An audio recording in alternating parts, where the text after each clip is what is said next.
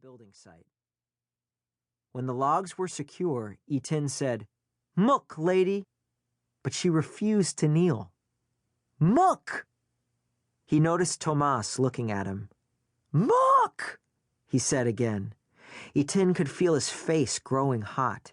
He took his stick with a hook and poked her with it. She still didn't respond. "Lady Mook," Tomas said mildly, and she immediately knelt. Etin climbed aboard her, his legs straddling her back. "Lady up," Etin said, and for once she listened. "Lady now," Tomas said, and she calmly followed him, dragging the 3 huge logs behind her. Etin felt a rush of happiness. When they reached the gate to the village, he sat up with his chest sticking out proudly. Lady followed Tomas to the site where the new longhouse would be built. The Bunyas were one of the biggest clans in the village, so they were planning a house 100 meters long. That translated to a lot of logs.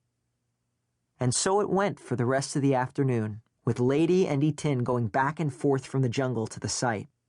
At one point, Lady actually knelt when he told her to. It was just about the best day of Etin's life.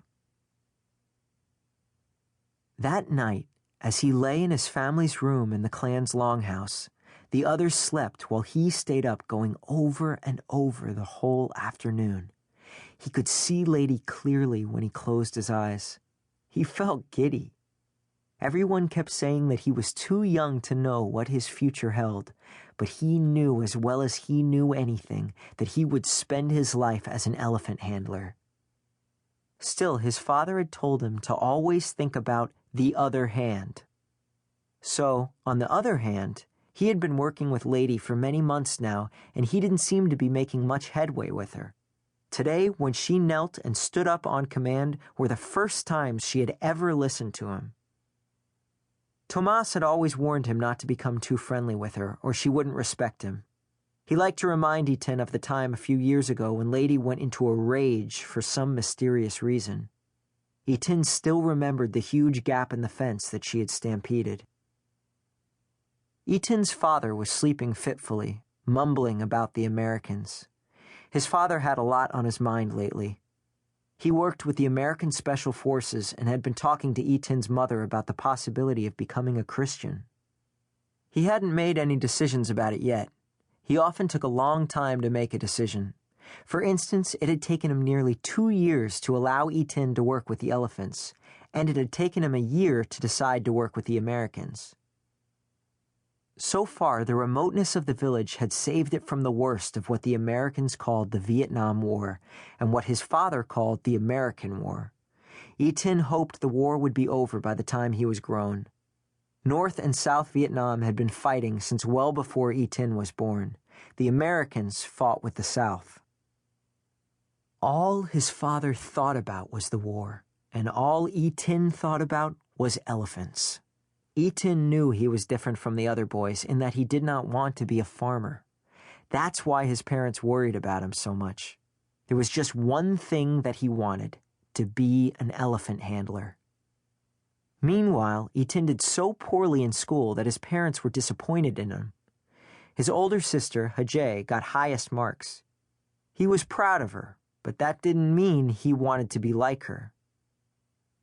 "Etin," his mother called out from the darkness. "Yes, Ami." "I knew you were still awake." And indeed, she often did know when he was awake, though he didn't make a sound. He never knew whether she was awake or sleeping. Either way, she was silent. "Are you daydreaming again?" He didn't answer. "If you spent as much time on your homework as you do on your daydreaming, your grades would be the same as Hajay's." "Ami, I was just thinking. That's different than daydreaming." "How is it different?" his mother responded.